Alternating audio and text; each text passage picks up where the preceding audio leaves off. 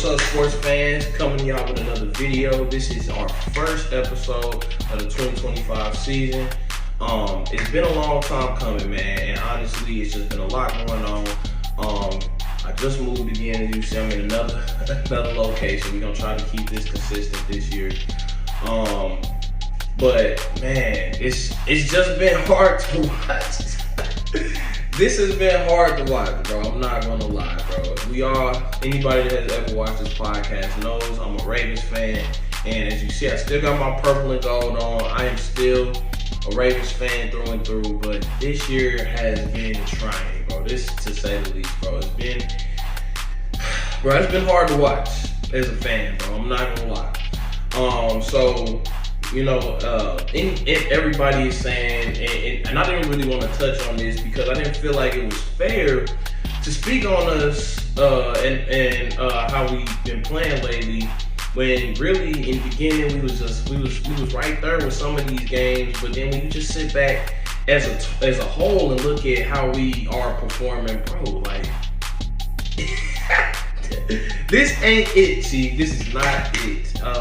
I love Jim Harbaugh, bro, and that has been he's been one of my favorite coaches ever since he took over. He's had great success with the Ravens, but bro, I don't know if I would say fire him, but bro, he's been tripping this year. It's not been a good year, bro. It has not been a good year, and it has not been a good year defensively more than anything, bro. And we already know defense has been a problem, and that's just not normal for the Ravens. We never been a team to lean on our offense, bro. And in the last 3-4 years, bro, that's all we've had, bro. And yeah, it haven't been enough to save us, bro. So we're gonna get right into it, bro. Exactly why it might be time for a change here in Baltimore, and why me as a fan and how I can speak for the rest of us, we are fucking pissed right now, bro. Because I can't explain how bad we've been playing, bro, but it's just been hard to watch, bro. But we gonna get into it, bro. So the first game of the year, bro. The first game of the year we got into it, bro, with the Bills, bro. That was one of the most entertaining games of the year, and also the follow-up competition with the Lions was also very entertaining too. And I hate that our games are so entertaining, bro, because it takes away and it makes it hard to kind of analyze, you know, exactly how bad we are, because you had fun watching the games as just a fan of football, period. But when you're a fan of the team, you need to recognize, bro, we're not playing good, and it's scary, bro. But at the same time, the comparisons to the Super Bowl winning team is kind of there. We wasn't exactly performing the best in the beginning there either. But this year, it's not giving me that same feel, bro. It's nowhere near that. You know, if we do make the playoffs, we probably gonna be a wild card, which I always felt like, and that's gonna probably be our best chance to play either anyway, because I don't think we a team that can sit down off a break and come out and perform great. I mean, we've done it before and we played terrible. So yeah, but we'll see what happens later on during the season. But as of right now, just to analyze the first few games, there have been some very questionable coaching decisions that I don't agree with, bro. To get into it with the Ravens and the Bills game, so I actually was getting ready to work an overnight shift, and I'm sitting there watching the game. It's damn near close to 10. The game is damn near over, and I'm watching it, bro. I'm like, bro, we up by hellas. I'm thinking the game is a wrap. I damn near fall asleep on the couch. I look up, bro. We didn't call. We don't let them get back into the game. Boom. All right. So now it's time to make a decision, bro. Do we go for it, or do we allow our defense, who have not stopped shit the whole game, win the game for us? And they actually put the hands of the game into the defense, who just allowed this team to come back 20 plus points. What's the logic? Why on God's green earth, if you just sat there and watched your defense give up 20 consecutive points to the opposing team, and also you got the MVP of the NFL on the other side of this team, but then you got your MVP sitting right there in front of you, and you say, I'm gonna put the ball into the hands of the other MVP instead of trusting your MVP to get that fourth down. I was just like, bro, what are we doing? That started it, bro. Because right there at that point, bro, I can now see when the game is over. I'm telling y'all, bro, it's a feeling, bro. I know now exactly when the game is over. And I know when to turn the game off and it's nothing and it's not cool to watch. I'm gonna be a little biased because sometimes I know the game is over and I turn the shit off. So sometimes I don't know how the shit ends. But soon as I seen that decision, I turned that shit off. Because I knew what was gonna happen. Our defense let them fucking score, win the game. It's a wrap. Why would they not? They've been doing it the whole game. You the one that decided to give the keys to your defense to a dude who have never had no experience. Like, that's on you. You know that's a bad decision, bro. But you still decided to put it in his hands, bro. He ain't stopped shit. You had to get help last year to get this man back on track. I don't fucking get it, bro. I don't get it, bro. I do not fucking get it. You have that game. You get a fucking win against the fucking dumpster fire that's the fucking Browns. What the fucking do? Who the fuck hurt? Next game. You play against real competition. The Lions have been a model of consistency, big top dogs in the NFC for the past, I don't know, 3 to 5 years, I don't know. But they've been a model of consistency, and we've been whooping their ass. Whooping the Lions' ass. This game, not even remotely the case.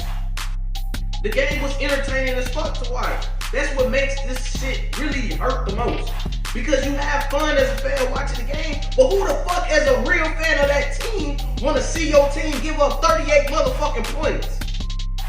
As a team that lays their identity on defense. That ain't Ravens football, bro. I don't know what this new team is on, bro, but y'all, bro, I ain't trying to see that shit, bro. I'm not gonna lie, bro.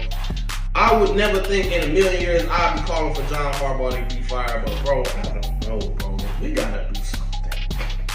We gotta do something. But the problem wasn't the defense this time. Y'all was letting Lamar get fucked up the whole game. 7 sacks is crazy. Oh my God, 7 sacks is crazy. One nigga, I'm not gonna say one nigga, but Aiden Hutchinson wrecked the game, bro. Y'all let Aiden Hutchinson wreck that fucking game, bro. It was bad. It was really fucking bad. And then beyond that, bro, you letting all these other dudes smack Lamar ass, bro. They was not protecting Lamar, bro. And then on the other end, you giving up all these motherfucking points. Bro, oh my God. Anybody that watches football, anybody that don't watch football, and you see a million fucking runs going right up the gut, your initial instinct is going to be to blame that middle linebacker. But anybody that knows football knows that sometimes when you are a game-wrecking middle linebacker, they will game plan against you to try to get you out of there. They send the initial block straight to you. Bump the lineman, boom, go straight up to the linebacker. Get straight to the second level. They're gonna have a fullback designated whole time. Get to the second level. You got a tight end. Get to the second level. That, I'm not gonna say it didn't happen. There was a lot of times where I seen a bump on the initial lineman, then they getting out to Roquan. I saw that a lot. But damn, they was gas in the middle, bro. That shit was horrible, bro. We have not been able to find. If you don't want to blame Roquan, then you have to blame the other middle linebacker. Because the middle of that field was open like a red motherfucking sea. Somebody got to take the blame for the middle of the field being that open. And if you game plan it against a game record like Roquan, which I'm not going to lie, I would have liked to see more. But if you game plan it for him, the second middle linebacker needs to step up. I ain't see shit, bro. I didn't see shit, bro. So, that was very frustrating, right up the gut. Over and over and over and over and over again, bro. David Montgomery, oh my God. Shit was hard to watch, bro. I'm not gonna lie. Then you got Amon-Ra St. Brown on the back to the, oh my God. It was hard to watch, bro. It was hard to watch. It was a fun game to watch, and in hindsight, but bro, it was hard to watch as a Ravens fan because you know that this is not your team that you watching. The Chiefs game, oh my God. Now, the frustrating thing to me, being a Ravens fan, is your expectations when you play the Chiefs. They gotta be in the toilet. They have to be in the toilet by now. If you are a Ravens fan and you have high expectations versus the Chiefs every year, you stupid. You are insane. You are a nut job.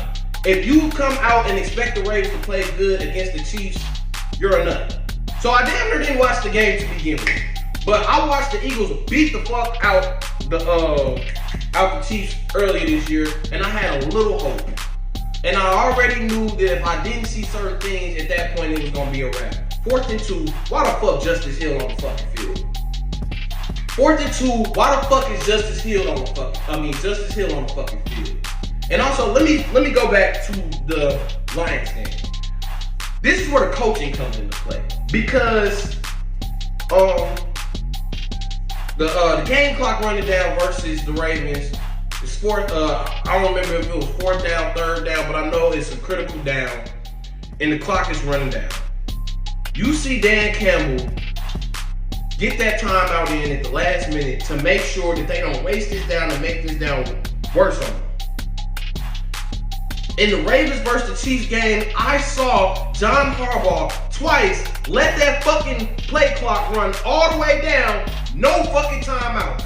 Yes, Lamar's job as a quarterback needs to be being mindful of that. But Lamar is the motherfucker. Let's just refer this to corporate America. Lamar is the manager. The coach, you are the motherfucking CEO of the company. If you see your company finna go down the motherfucking toilet, you don't give a fuck what that manager finna do. You finna step in, bro. You have that conversation with your manager later, bro. But what you're not gonna do is let your company fail. That motherfucker let his company fail twice. And that's just from what I saw. Because when I seen Justice Hill on that motherfucking field on 4th and 2, I turned that shit off so fucking quick. I turned it off. Because, bro, what are you doing? You got a big 6'3", 250 motherfucking pound nigga back there. And you got Justice Hill, little bitty ass back there. Now, one thing I done noticed, man, Derrick Henry probably is not the most physical runner. But if you really look at it, it's just the initial picking up of the ball. When he picks the ball up straight up from the quarterback hand, he's taking a step where he's trying to read, bro. Anybody that ever watched the greatness that was Le'Veon Bell back when he was with the Steelers, that read step allows you to do a lot, bro. The only problem with it is that people are saying Derrick Henry not a physical runner because that read step is coming, and what is happening? He getting his ass cracked right when he takes the fucking read step. The thing that Derrick Henry needs to do is he needs to decipher when he has time to take that read step and when he has time. When he doesn't, he needs to just go ahead and put his head down. Get straight active with it. He want to take the read step and a little side step all the fucking time. You can't do that. When a motherfucker right there in your fucking face, you can't pussyfoot around. You gotta put your motherfucking foot down. It's easy for me to say all this shit sitting right here, obviously just analyzing and looking at the game, but you know, it is what it is. So moving on, that was terrible. Who the fuck wanted to watch? And then everybody faking injuries. I'm not gonna say faking, but everybody fucking injured magically after that. So who the fuck wanted to watch the Houston Texans game? I mean, it's been a long season to this point, and honestly, bro, I'm just hoping and praying when everybody comes back healthy, bro, that we are in a much better state, bro. Because right now, we look terrible. Oh, and that Jair Alexander signing looks so horrible right now. Oh my God, I cannot believe I was excited to get that dude, bro, because he got embarrassed that first game, bro. Anyway, moving on. Done ranting. Rant is over. We're gonna refocus back in. All right, bro. So, all right. Next we finna get to our picks for the week for going into week 6. All right. So we got the Eagles playing against the Giants this week, and I'm gonna go ahead and go with the Eagles. I like what the Giants are doing right now. I like the energy that I'm seeing from the organization now, bro. It looks like somebody actually lit a fire under their ass. It's not, I don't think it's gonna click for them this year, but I will be excited to see what happens next year. I hope they don't fire Brian Dable. If they was gonna fire him, they probably should have fired him last year. But y'all didn't fire him. Y'all wanted to take him through the process. Let him see the process through, and let's see what happens next year. Moving on. Now we got the Broncos versus the Jets. I'm gonna go with the Broncos. The Jets. I saw a post that was talking about how Justin Fields is not the problem. Why the Jets can't win any fucking game. And they were showing that he had all these yards, all these touchdowns, no interceptions. But when we look at the actuality of how he's playing, these touchdowns, these yards, this is all coming in garbage time, bro, which means nothing. This is why stats can be misleading, bro. If you're actually watching the game, I am not blaming him. Not blaming him. It's not his fault necessarily. But the numbers and the stats that he's putting up don't necessarily support that he's not the problem. So I don't watch the Jets enough to go into detail on what the problem may be, but numbers do lie. Just to give you some context to that. Anyway, so I'm going with the Broncos. Broncos played really well last week. I would like to see them come out with a dub next week. The Rams versus the Ravens, I'm going to go with the Rams. Even if Lamar come back, the Rams actually have just been building up and having a good season. And we still can't stop shit, and they have one of the best duos for receiving in the league. And also one thing I noticed just from looking at this little research, we can't stop the fucking run either. It's a terrible year. Even when we was playing bad a couple years ago, last year, we could still stop the run a little bit. We can't stop shit. It's pretty bad right now. Next, we have Cowboys versus the Panthers. I'm going to go with the Cowboys, obviously, because of, just how electric that offense can be. I don't really know what's going on with CeeDee Lamb, but if he's back, it's a wrap. But if he's not, this is a game where there is a chance for an upset. It's a letdown. Everybody knows you come into a game where you play against a team that you know you're supposed to beat their ass. They come in and they play down and they allow an opportunity for them to win. Don't nobody do that more. The Ravens and the Cowboys. So we'll see if they handle business. But if it's an upset to be had, I would think that would probably be one. Colts versus the Cardinals. This also is a pretty good game. I'm gonna go with the Colts.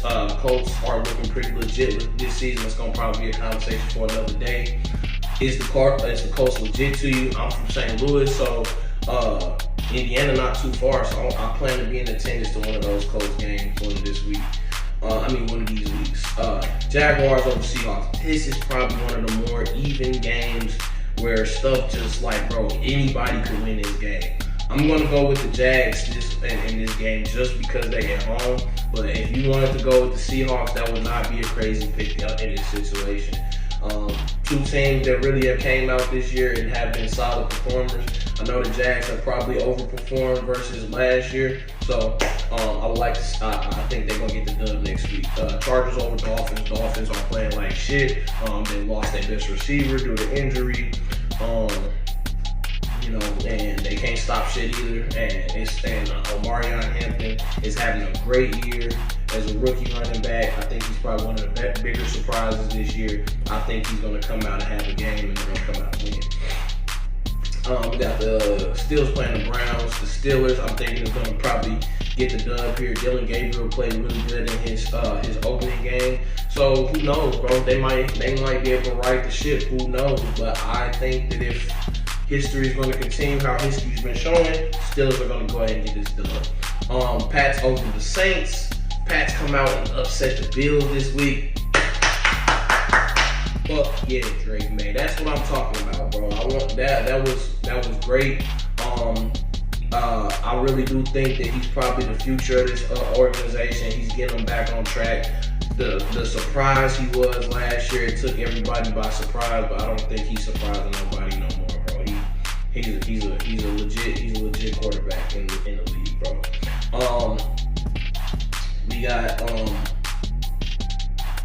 We got the Raiders playing the Titans. They're both shitty, terrible fucking teams. I'm gonna go with the Raiders because the Raiders are at home. And the Titans, they both can't stop shit either. So it's really who I think better, Ashton Jeanty or Pollard. And I think that now that he's back in his old stance, I think that we might see Jeanty break out this game, have a good game. Here's the next picks. I'm taking the Bucks over the 49ers because the Bucks are at home. This is also another great game. It's actually a pretty good amount of good games this week. So I think the Bucks are going to get this dub this week. But if the 49ers win, I wouldn't be surprised either. But I'm going to go ahead and run with Tampa Bay because they're at home. Bengals versus Green Bay. We're gonna go with the Pack on Pack.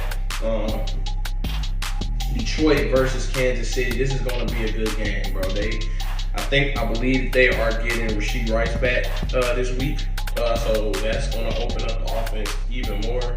I'm not gonna lie, seeing the Chiefs versus us, bro, and seeing that offense get back to where they is because they got Xavier Worthy back that week. They were starting to look a little bit more dangerous, like the Chiefs of, back when the Mahomes was just, everybody was just all on his dick, like he was just supposed to be the second coming, yeah. And I can see that this offense is getting back opened up now, so it's gonna be a pretty good game because Detroit is a solid team. But I'm gonna go with the Lions because I hate Kansas City. Pretty much all it is to it. I'm going to always go against them. I'm going to always hope and pray that they lose. But when it's actually a good competition, I'm going to go with that good competition. So we're going to go with Detroit.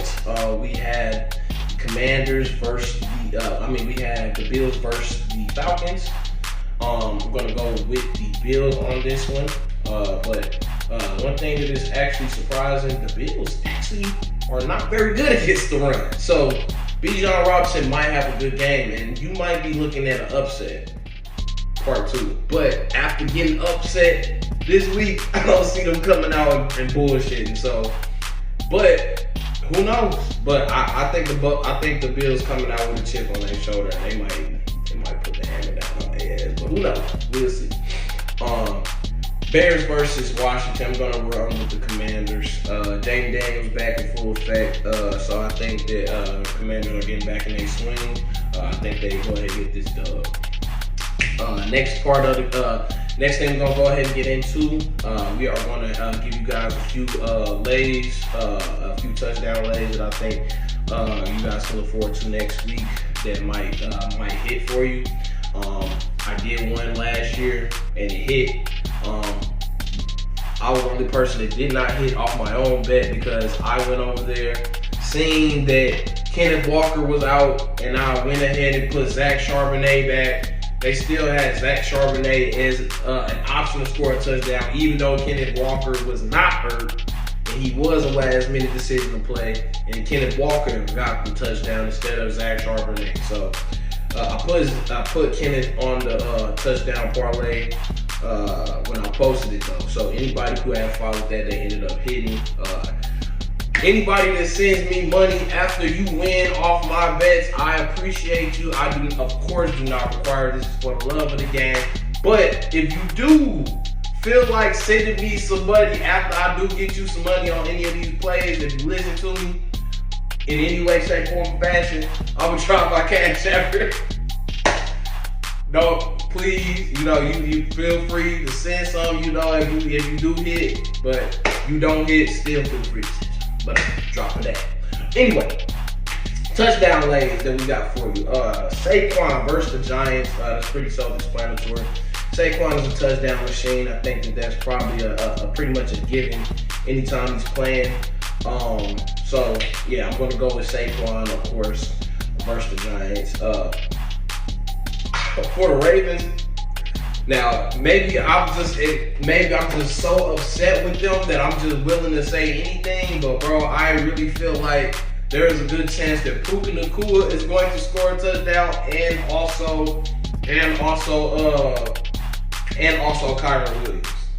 Because if you look at our L's, bro, let's go back, bro, just to make sure I'm not cheating. Because I know right offhand that Amon-Ra St. Brown scored a touchdown versus us. I think Keon Coleman was the one that really went off versus us in the Bills game. Xavier Worthy was the number one receiver when he came back for the Chiefs. And obviously we know Nico Collins is the number one receiver over there in Houston. So we are giving up a touchdown to the number one receiver every single time. Every single time, bro. So I think it goes without saying that it's probably gonna be it was Keon Coleman. So I think it goes without saying that we are probably gonna give up a touchdown to Puka. And we do give up a lot of rushing touchdowns as well. We give up a lot of rushing touchdowns. We gave up rushing touchdowns to Montgomery and Gibbs, and we also gave up a rushing touchdown to James Cook. But I'm not gonna lie, those guys are scoring touchdowns on pretty much anybody.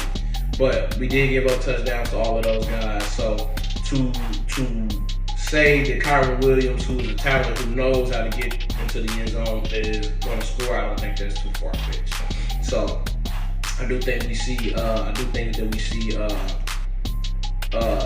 both Puka and we see Kyron Williams score a touchdown.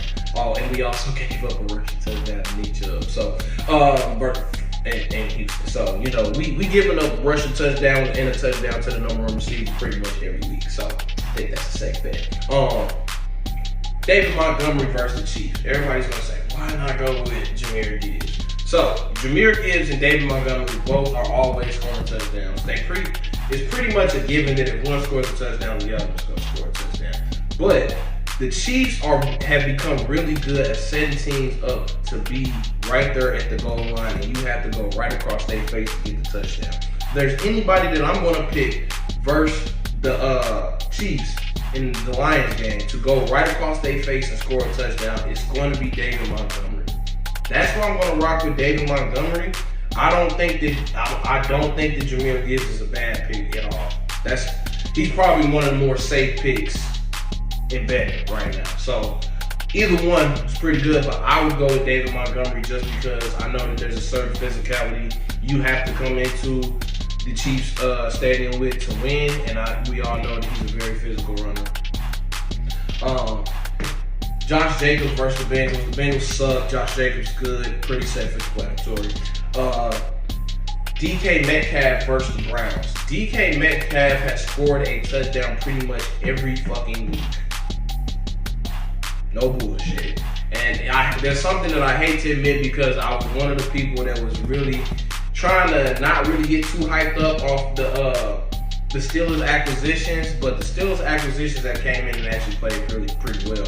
Jalen's played pretty well, and DK's played pretty well. I'm not so sure about Slay. I'm not gonna lie to you. I haven't really paid that much attention to what Slay doing on that side. But they've been a pretty good trio of signings. Aaron Rodgers has also not been performing terrible as well. So I think that's gonna be a good one. So DK Metcalf is a pretty safe pick to me. Then we got Bijan Robinson. I had Bijan Robinson scoring against the Bills. Like I said earlier, the Bills are actually not doing very well at stopping the run this year. So I don't think that it will be too far off to say that Bijan Robinson is going to score a touchdown against them. That's what I see coming. Also, if you don't like any, I can also go through these and give you guys a few more picks if you don't like them, some alternate picks. Obviously, you can go with James Cook instead of Bijan Robinson if you don't like that pick. Obviously, like I said, you can go with Gibbs. I think that Christian McCaffrey probably might score as well. That might be a good pick.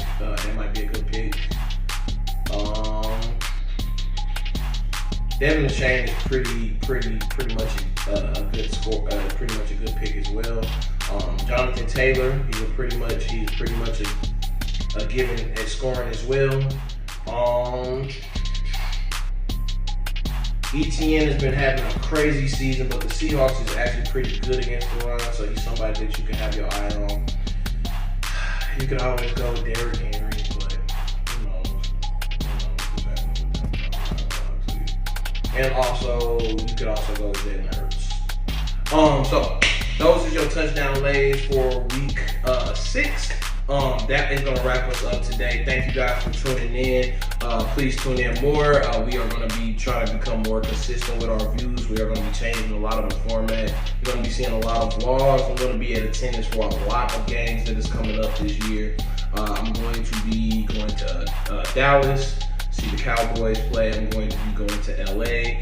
I'm going to probably be seeing the definitely wanted to see LeBron play one time before he retired, so I'm going to be going to LA in November as well, and hopefully see the Rams play as well. I'm going to be going down to Miami to see the Hurricanes. That's my squad, Miami and Ohio State.